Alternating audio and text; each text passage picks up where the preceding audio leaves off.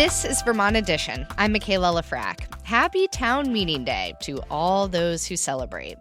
I live in a municipality that votes by Australian ballot. It's a useful and efficient form of democracy, but I am always a little bit jealous of those of you who get to gather in a church, fire station, or school to debate town issues in person. Have you already voted today at a polling place? What issue brought you to the polls or brought you to your town meeting gathering? Maybe you're heading there right now. What's your favorite tradition that you're looking forward to participating in? You could call in throughout this hour at 800-639-2211 or send us an email about your town meeting day to vermontedition@vermontpublic.org. Now, history often repeats itself at town meeting day, but that doesn't make it any less interesting.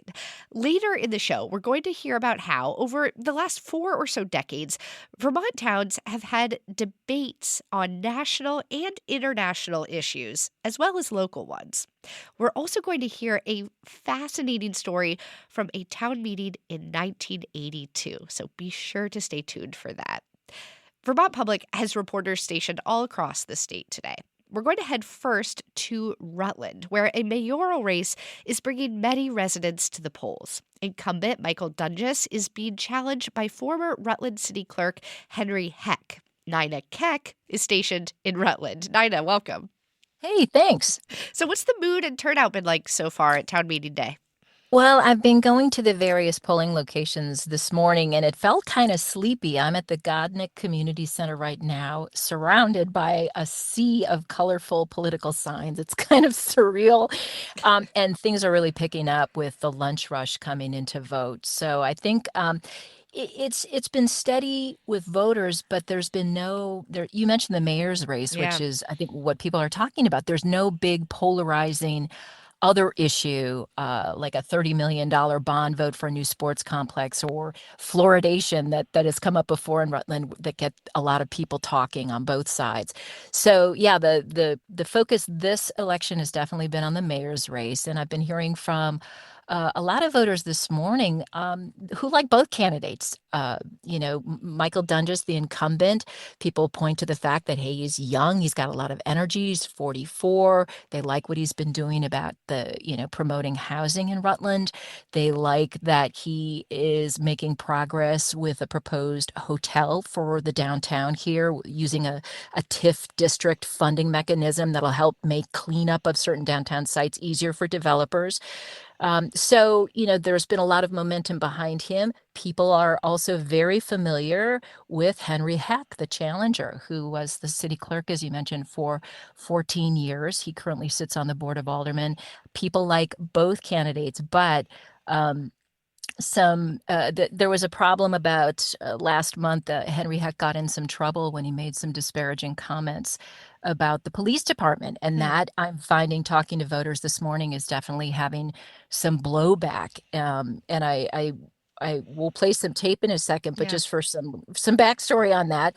Henry Heck was doing a campaign event that was live streamed on Facebook in February and talked about contract negotiations. He's a sitting member of the Board of Aldermen, so city officials are not supposed to do that. He commented that police want to work 40 hours and get paid for 60 hours of work. He made some other disparaging comments, and a lot of voters I talked to this morning said that left a real sour taste in their mouth, including Janice Semp, who said this to me. I heard the issue with Heck talking about the police department, and that totally changed my mind. The way he quoted someone else, and it kind of came off as his own, but our police need as much support as we can give them, I believe. And that just changed my vote to Mayor Mike. I heard that from probably half a dozen voters who said Really? they'd been. Yeah, I was surprised. He said, I was keeping an open mind. I like both men. Didn't know who I was going to vote for, but that bothered me. And unions in the city came out, including the union representing police officers, came out and endorsed Dunges. So that could be a real tough hurdle for him to get over. Heck, I'm talking about. Yeah. But we'll see. He's got a strong contingents of supporters too in the city. But yeah, people are talking about the mayor's race, it's interesting. Yeah, and I'm glad you brought up the connections to the housing shortage, because not just in Rutland, but all across the state, I feel like the many votes and conversations going on town meeting day today connect back to housing, not just with the leaders we're electing, but other policies. Is that coming up in other ways in Rutland? Yeah, one of the things that people have brought up to me that's really upset them, and people were pointing to Mayor Dungus and saying they didn't think he did enough when motels were used in Rutland to house the unhoused population during the pandemic. It became a real flashpoint in the city. And, it was kind of an emergency situation, but a lot of people were upset. And just the fact that it's affecting the unhoused. It's also affecting people that want to buy moderately priced homes, people that have, just your typical job can't afford housing here. So yeah, I think it's affecting all economic levels Mm, because, the hospital has trouble recruiting people because there's no house for them to buy. yeah. Well, there's also a crowded race right now for the Board of Aldermen, aka the city council. What can you tell us about those races? The Board of Aldermen's kind of one of those interesting races. I had several voters this morning tell me that those were the races they were paying a lot of attention to because, in fact, it's the Board of Aldermen that really affect local residents. And I think that's true. Sometimes we forget about that and we point to the big ticket items. People talk about voting and, oh, the president, but they don't think about, during presidential races, they don't think about lower ticket races. And in this one, the Board of Aldermen has a lot of folks are running some people that are very well known, and 12 candidates, in fact, are running for 6 seats. Even former Mayor Dave Allaire is running to go back on the Board of Aldermen. He had been president of the Board of Aldermen for many years. So I think it'll be interesting seeing what trajectory the Board of Aldermen takes because it could completely change or a lot of incumbents could be reelected. It's hard to say. I also hear you were talking with the Board of Aldermen's current president just yesterday about a bond vote that he sees as critical for Rutland's future. What's going on there? Yeah, voters are being asked to approve a $3.8 million bond vote specifically geared to capital improvements. It'll be paid for by the city's new 1% sales tax, but it's going to be used to improve city-owned buildings and water and wastewater and stormwater improvements and repairs. Rutland has a lot of aging infrastructure. Streets and sidewalks are constantly needing to be fixed. That's like a problem every Yeah. community in Vermont grapples with, right? But this $3.8 million capital improvement bond is hopefully, according to local lawmakers, going to kind of set aside a pot of money to deal with that better and to look forward rather than to be reactive. Michael Talbot, the president of the Rutland City Board of Aldermen, said he's laser focused. He has no idea whether voters will pass it or not. He's hopeful. And I was talking to a voter just this morning who hadn't voted yet. And when I asked him about this particular bond vote, he said, I'm really on the fence. I know it's important. I know our infrastructure is aging in Rutland, but he said, I'm older and I don't want to put this on the backs of my kids and grandkids and the younger people that live in town. So he wasn't sure whether he was going to vote for it or not. Yeah, it seems like there's so much uncertainty right now, not just at the state level, but at the national level. In talking to voters today in Rutland, Nina, have you been hearing anything about how President Donald Trump's calls for federal funding cuts are affecting voters in Rutland and the projects that they might be considering right now? I think there's a lot of uncertainty. We were hearing about that. People are talking about it in Rutland, but I was hearing about it last night at my own town meeting in the town of Chittenden.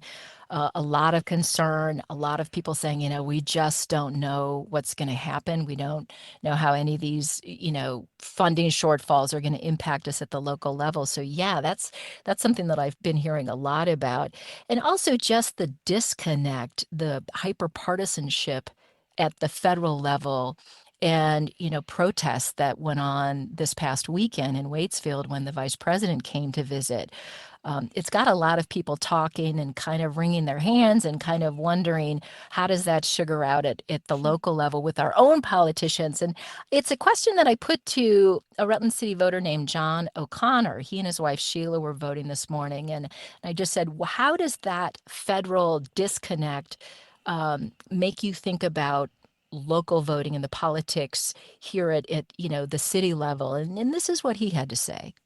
I think people like controversy, and the kind of messiness of politics right now I think will seep down into local levels in some ways if people allow it to.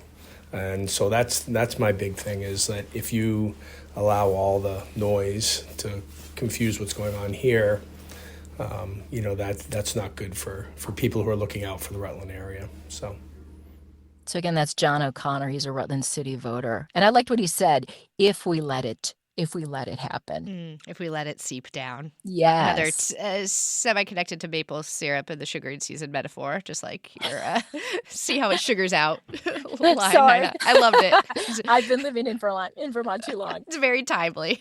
We're right in that season. Nina Keck, thank you so much for giving us this on-the-ground look at what is going on in Rutland today on Town Meeting Day. We really appreciate your time. You're welcome.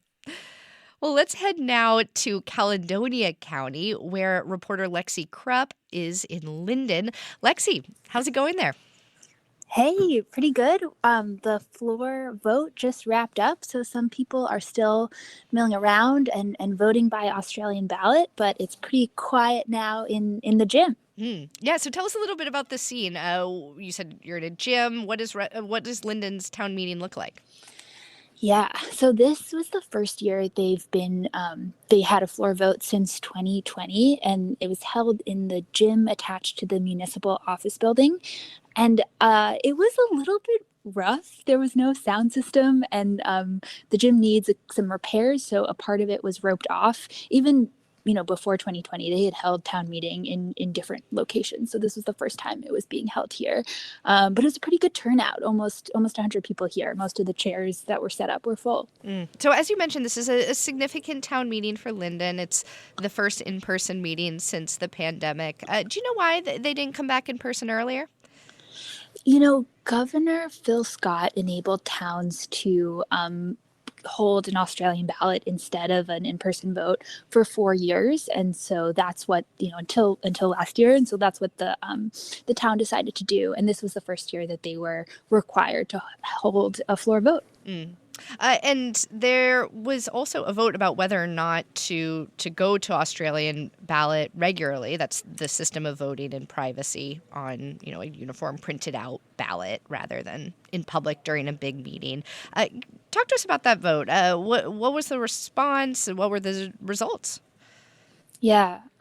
Well, the town select board really presented this as a way to, Australian ballot is a lot more accessible. More people often come out to vote, especially folks who would be working during the day. But that argument ultimately did not sway voters. The proposal to switch to Australian ballot was voted down after a pretty heated debate.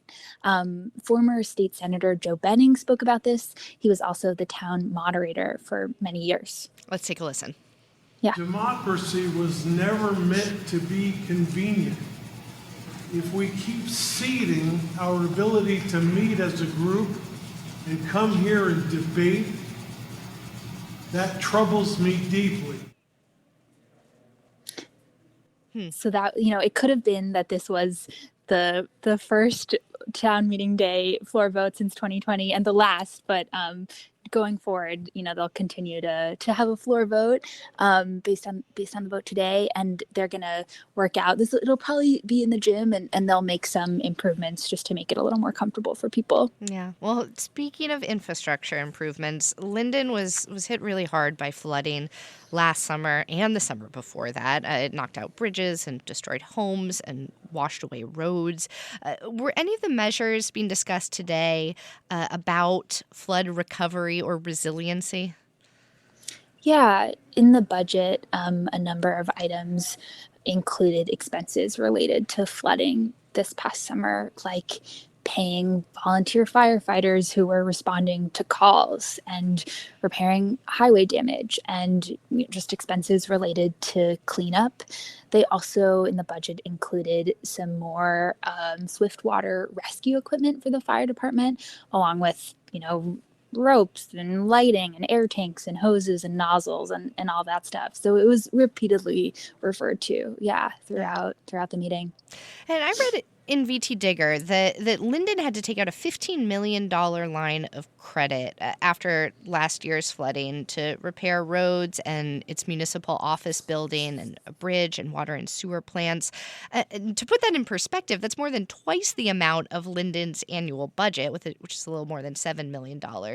And Lyndon and many other towns are counting on FEMA and the federal government at large to cover a large percentage of these recovery costs. In light of the president's calls for cuts to federal grant funding, I'm curious if you've heard a concern among Lyndon residents that their town could go further into debt, into the red. Yeah, one voter brought this up during the back and forth and was just saying, really, like, are there any shorter term options that we're considering to improve flood resiliency rather than waiting on these FEMA grants?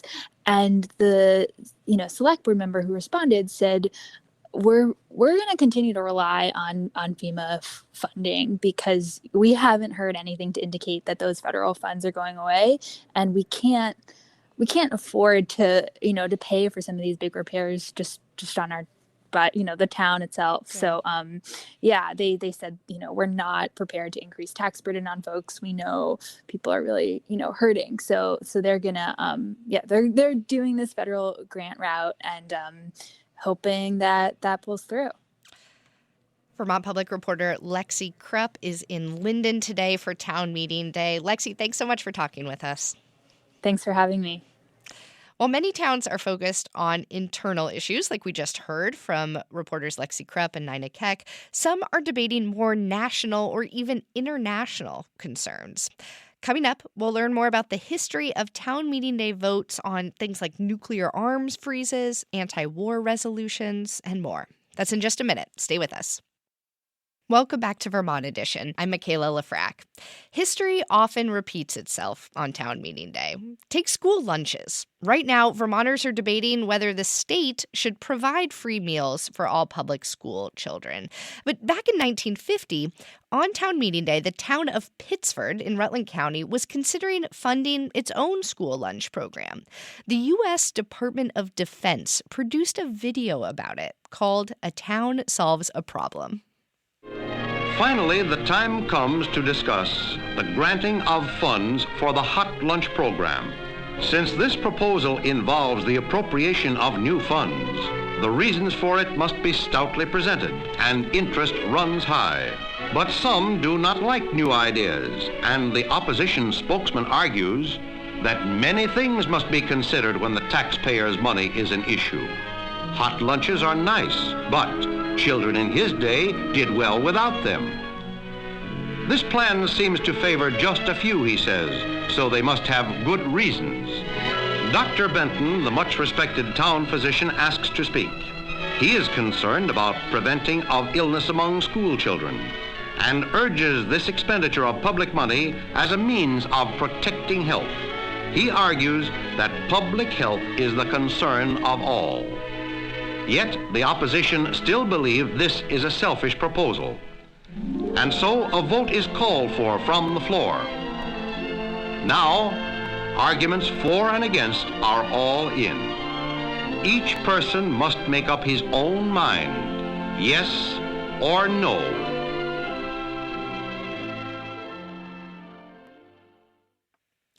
Again, that's from 1950, about a Pittsford vote. But again, it sounds familiar, right? For decades, Vermonters have also used town meeting day to debate issues that go far beyond their municipalities' borders. This year, for example, multiple towns are voting on what are called apartheid-free community pledges in regard to the situation in Israel and Palestine. Joining us to discuss the history of all these types of votes is Susan Clark. She's the Middlesex town moderator, a position she's held for many years, as well as the co-author of Slow Democracy, Rediscovering Community and Bringing Decision-Making Back Home with Woden Teachow. Susan, welcome back to the show. I always love catching up with you this time of year. Happy to be here. So when was the first time that you're aware of that one of these town meeting day debates on a national or international issue really broke through and made national news? Yeah, I mean, it's a great question.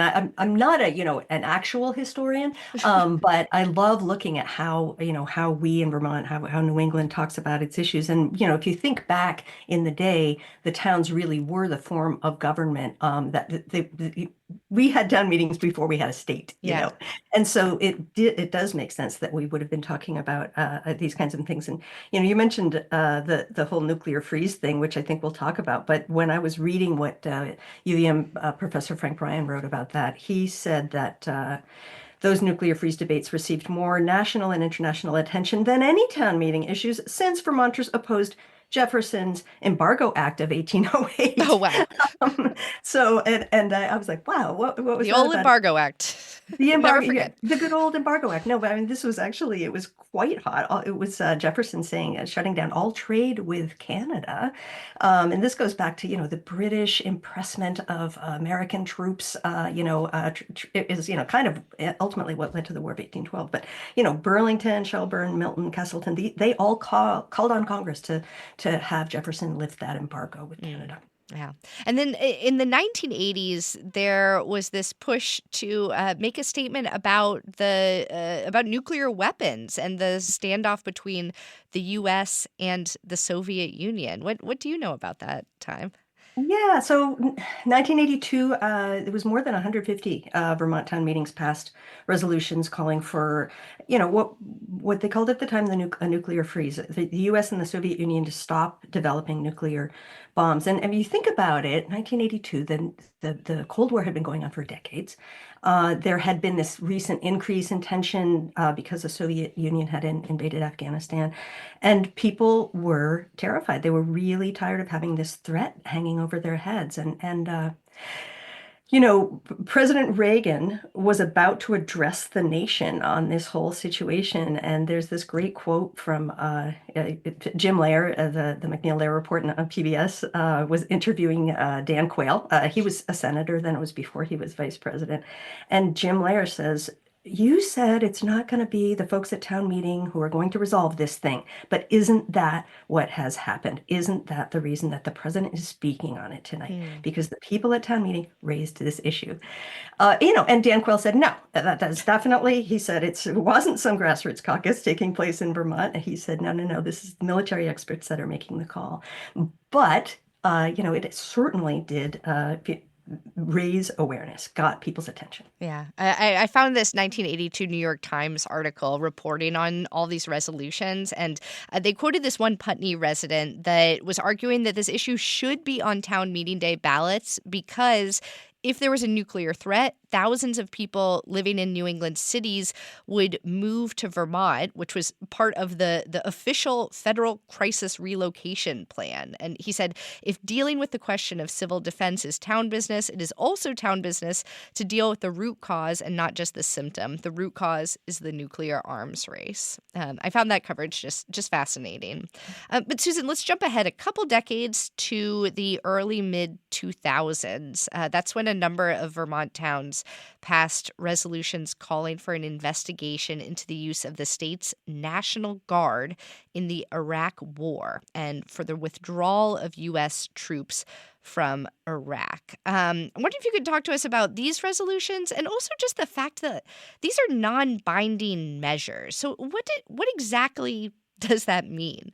Mm-hmm. Yeah. I remember that 2005 one. Vermont at the time had the second highest mobilization rate per capita in any state. That whole Iraq thing hit home very, very hard. At the same time, I think there was at least one town, I think it was Sunderland, who had a resolution to support the troops in Iraq. So it was very much on people's minds. But you have to remember that in At its foundation, what town meeting is the on issues of finance and governance, we are the legislative body of a town. So, at the national level, you've got the president and Congress, at the state level, you have the legislature and the governor. But in towns, we have the select board as the executive branch. And on issues of finance and governance, we are the legislators. We're not electing other people to govern for us. We are that body. We decide on budgets, we amend from the floor. Government is us, it's we, when we walk in that room. And so that power is absolutely real, and its decisions are binding, but the power that we have is very, very local. So when you start, it would be kind of like if Vermont decided to go tell Wyoming what to do, it's like, no, no, no, we're Vermont. We only have power here. Be kind of a fun power trip for a day, though, right? Yeah, it could be sort of. So when a town meeting starts to give advice outside of its borders, I guess a couple of things can happen. One thing, it can certainly increase turnout, right? If somebody's very interested in that topic, it can increase turnout. But ultimately, it's often used for publicity. It's often used to raise awareness or as an advocacy tool.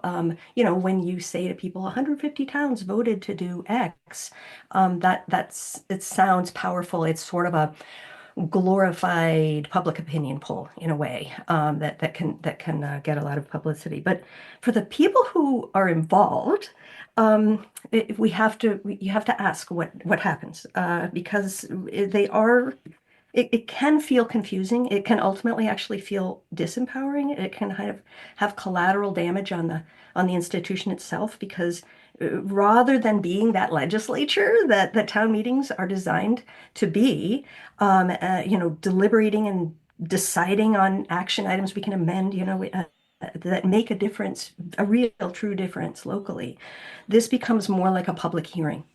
Where people can just kind of hold forth, and those have a very different track record. Yeah, let me ask you a question about that, Susan, because you're a longtime town moderator there in Middlesex. So last year, a number of Vermont municipalities, as I noted earlier, passed these non-binding resolutions about the Israel-Hamas war. A number of other towns are voting on the same on similar resolutions this year. We got a ton of emails about this topic ahead of today's show. And we're not going into that specific resolution or the debate, but I am curious, as a town moderator, if you have any suggestions or advice for other moderators or town officials on how to keep these conversations, these town meeting day debates, focused on connecting people with their neighbors, understanding values versus division. Yeah. I mean, I guess two things. First of all, we really are. Have you ever tried to put up a picture on a wall and you didn't have a hammer, and so you tried to nail something in? If you use the wrong tool, you can damage the wall. And Robert's rules is really designed for decision making. It's on purpose. It's pretty hierarchical. It's linear. If you think about General Robert, who invented them, he was not only a brigadier general right after the Civil War, but he was an engineer. He was trying to help standardize and demystify democratic decision making. But town meeting was never intended to be the only time we get together.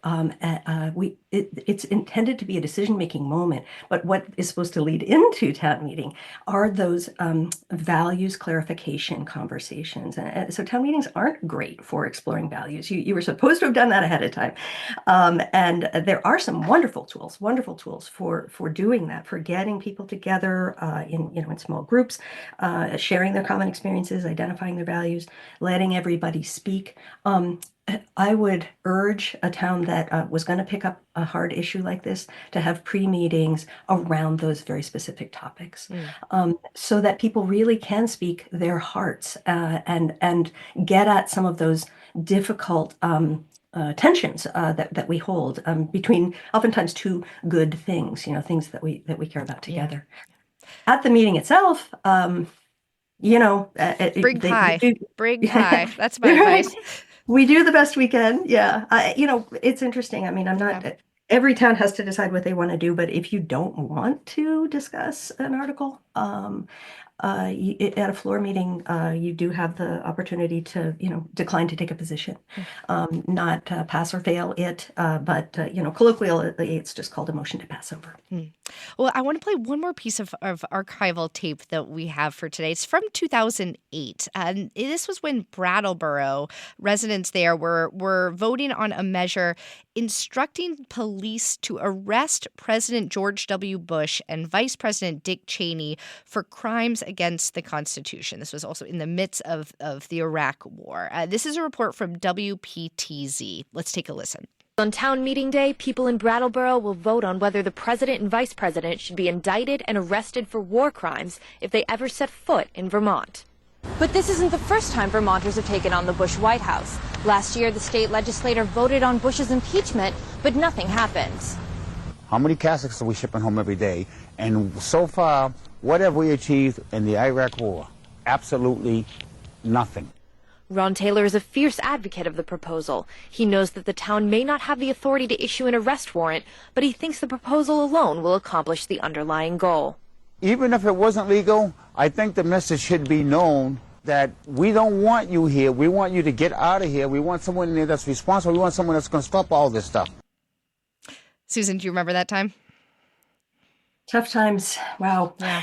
And it's, yes, I do. And, gosh, we just had J.D. Vance visiting here, and there were a lot of people who were upset about that. So where could this conversation go in the future? I shudder to think. Well, it's fascinating to hear about all the different ways that towns and our very hyper-local communities are addressing some of these national and international concerns. And thanks to everybody who wrote in today, telling us what is bringing you to the polls or to your meeting this town meeting day. Middlesex Town Moderator Susan Clark, thank you so much for joining us. Thanks for having me. And we have to take one more quick break, but you have got to stay with us because when we come back, we're going to hear what residents of one Vermont town were talking about more than 40 years ago at their town meeting day. This is a special archival story from NPR.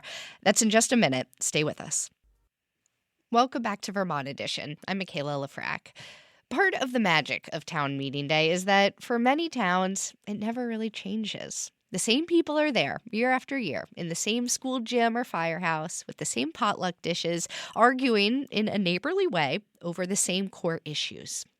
Let's go back, shall we, to 1982, 43 years ago. Back then, towns were voting on school budgets and snowplows, just like they are today.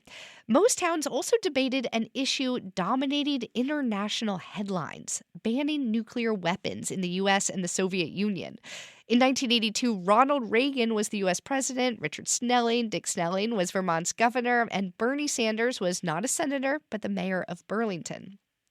That year, NPR's Leslie Breeding traveled to Strafford, Vermont, in Orange County for town meeting day to capture the community spirit and share it with the rest of the country. Let's listen.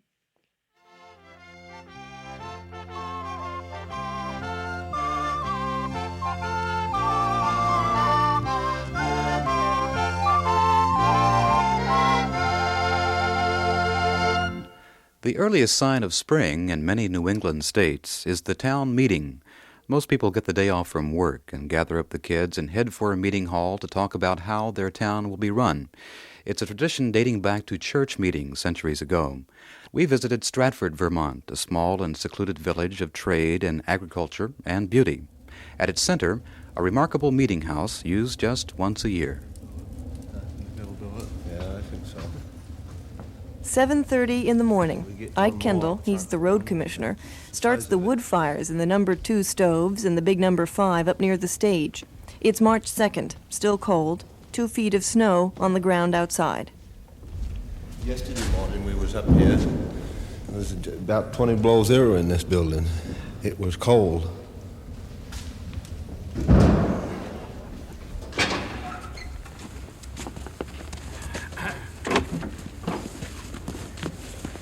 Good morning.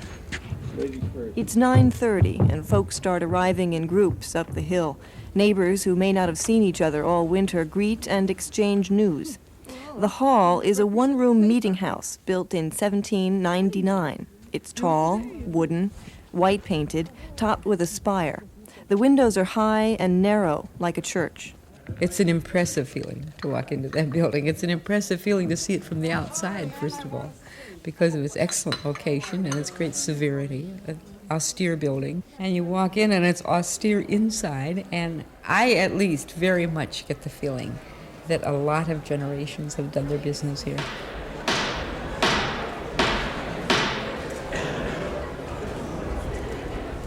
The Strafford Town Meeting will now come to order.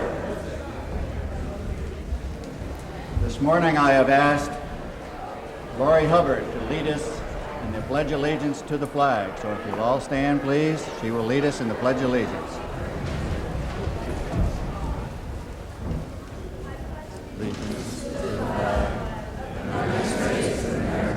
Strafford residents have carried into the meeting copies of the town report, which they've studied for a few weeks. Local officials, the 3 selectmen, the town clerk, and others, are accountable to each family in this room. Everyone knows how much Strafford spent and how much it took in, down to the last dog license. They can see the proposals for next year. Each year is more complex than the preceding. If you'll turn to page 10 and 11 in your town report. For anybody who might be unfamiliar with these figures and find the figures in any way confusing, one of the easiest and most simplest ways to see the significant items on the budget are to compare column 1, which is the 1981 budget, with column 3, which is the 1982. I think it's changed because the younger people want more things than the older people did. They want better roads, they want better schools, a lot of extras that we didn't think were important. Of course, all these things cost more. Those of you who have been keeping running track of the tennis courts know that 2 years ago, humps appeared in the tennis court. Last year, major cracking occurred. Sooner or later, those cracks are going to open up again, and we will have a similar problem. I also want you to understand that the $2,800 does not address the matter of the humps that are in the court. They are a real problem. Nobody has come along with a suggestion that everybody is enthused about. The only suggestion we have had to date is to bring a steamroller on there and try and squash them down. There are 2 schools of thought on that. One says do it in July when the temperature is in the 90s because the asphalt will be warm enough. The other school says, no, that's all wrong. What you need to do is squash down the dirt, not the asphalt, and you should do that early in the spring when it's good and wet. That's where we are at the moment. Article 8, to elect the following town officers. For a couple of weeks, those who want to hold office or be re-elected have called around to friends and neighbors and said so. At town meeting, the election of officers is courteous. Some turn down nominations made today in jest or friendship. There is no discussion of qualifications or merits or their lack. Everyone knows everyone. To campaign is almost impolite.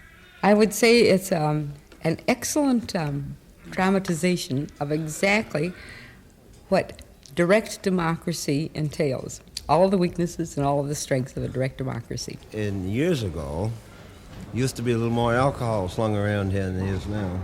You know, they used to get on hard cider and hard stuff and come in here and then they get in a good chew. But that's many years ago. And I've seen fights out here, and this guy has too. Right, Melvin? What's that? Fights out here right on doorstep. What were they fights about? Oh, they'd be fighting over, like, slut men, you know. One get mad at the other, and one would have it all cut and dried that I'm going to hand the keys to another guy here, and he's going to have slut men, but he wouldn't get it, so they'd go out here and fight. They'd fight. Prepare and cast your ballots, please, then, for Darrell Hotchkiss, Lois Kendall, Charles Judd. Now, in order to ballot and come to the ballot boxes, please come down the center aisle and go off to the side, either right or left. That's down the center aisle only. I don't know if they do it at all town meetings. We have to furnish our own paper, and it can be any kind of paper. They don't give you any. If you vote for the officers, you bring your own paper and tear off a little piece of paper and write on it, put it in ballot box. And I've known people who have forgotten to bring paper to go and tear off a piece of the paper tablecloth to use for write ballots. And we had cardboard boxes for ballot boxes. They had those up until this last year, didn't they? No, they had wooden ones for a while. Now we have the real thing with locks. Results of balloting for first constable, 137 ballots cast, necessary for election 69. Root has 4, Eastman 42, and Guile Kendall 91. Guile Kendall elected first constable for 1 year. The job that I have as constable is supposed to be the meanest damn man in town. They always said that in town meeting years ago. No, we can't have him, he isn't mean enough. Guile Kendall, town constable. He wears a 6-point star on his gray uniform. His job today, to watch over the meeting, see that all goes smoothly. All it takes is 3 people on the floor, and they can run the town meeting. They can get it wherever they want it. Those old-timers that knew just how to do it, old Buttermilk Bill, Bill Stone, the late George K. Brown, and another fellow that did move in here, Flatlander, you might say, but he was right on his toes. He must have come from a backwoods country somewhere, and they was quick on it. And one would nominate, and another would second it and close the motion right then and there, and everybody else had to follow. But them old-timers are gone, and the new style of people we got ain't smart enough to find out how to run a town meeting.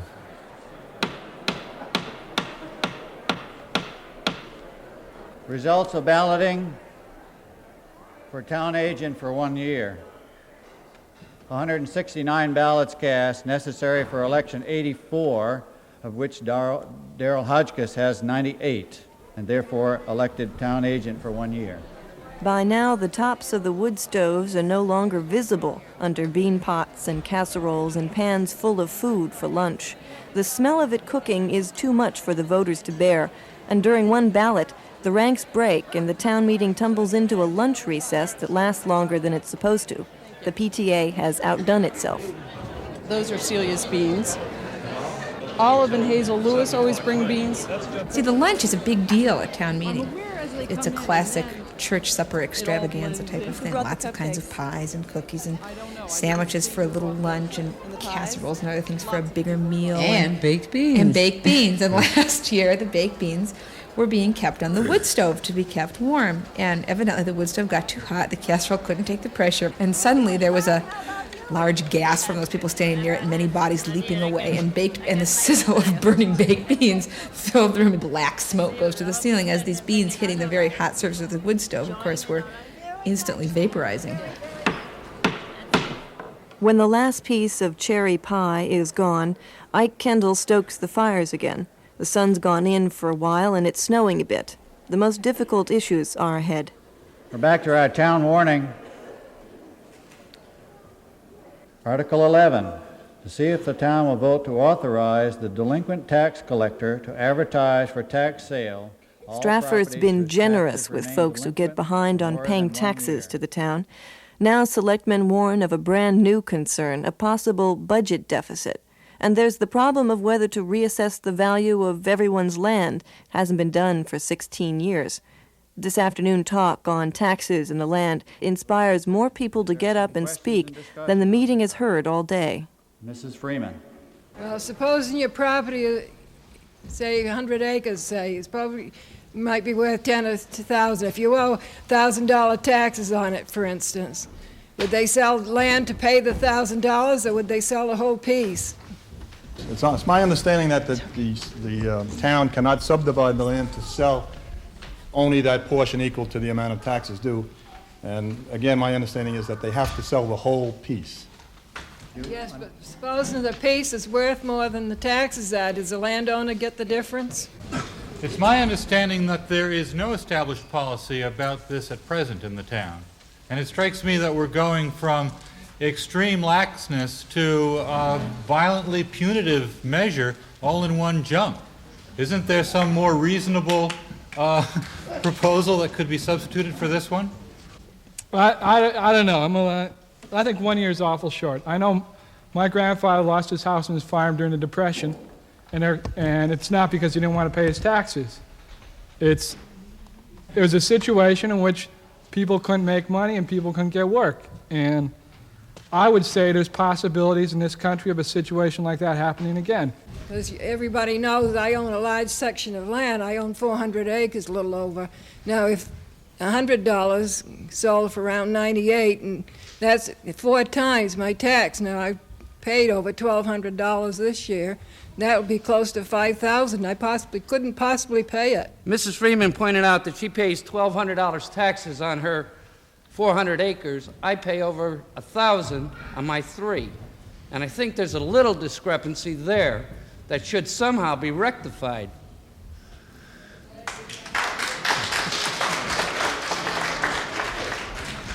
Recognize the lady. I don't know what your name is. I don't have any answers to the questions, but I just have an observation that I'd like to make, and that there are some things about Strafford that I hold really, that I value a lot.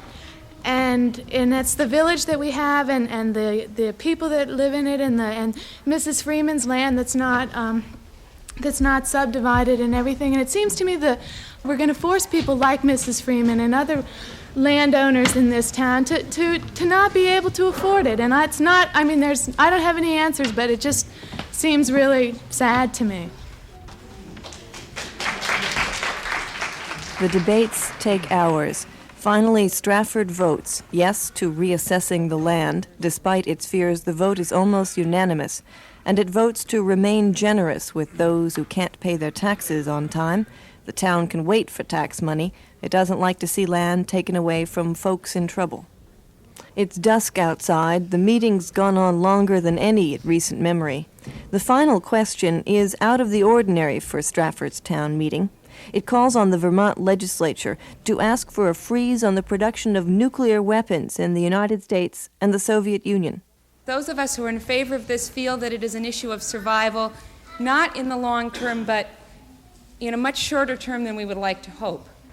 We're here in this state, in this town, in this meeting because we care about the quality of life for ourselves and our children. And this all could be turned to vapor in about 10 seconds. 2 have spoken in favor. There is no dissent. They've batted this one around dinner tables, and everyone has come, it seems, to see reason in this article. Whatever threatens Strafford, its children, its countryside, is town business. The vote is unanimous in favor of the article. Is there any other business? Move we adjourn. Second motion. Motion has been moved and seconded that we adjourn. All those in favor signify by saying aye. Aye. All opposed with an nay. The ayes appear to have it, and the meeting has adjourned. Strafford, Vermont almost will run itself now until next year's meeting, shepherded by the town clerk and the selectmen who meet occasionally. Neighbors now have made dates to supper, renewed summer contracts for barter and plowing rights, and they head home. All night. Hey, it was a good meeting, huh? Yeah. Knowing there will be no surprises from their local government in the coming year, they've just spent the day, deep in democracy, deciding it all for themselves. That was your salad. That was terrific. Oh, thank you. Delicious. Millet? No, wheat berries, actually. Wheat berries. They told me to make coleslaw.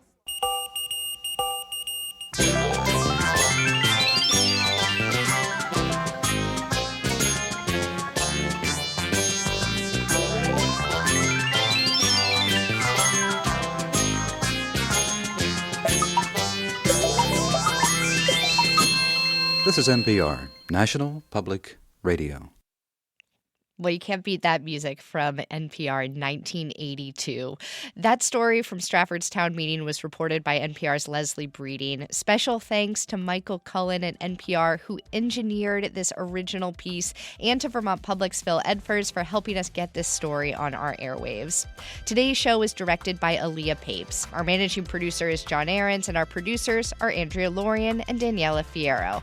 Our call screener today was Rick Barrett. I'm Michaela Lafrac. Thank you so much for listening, and we will catch up again soon.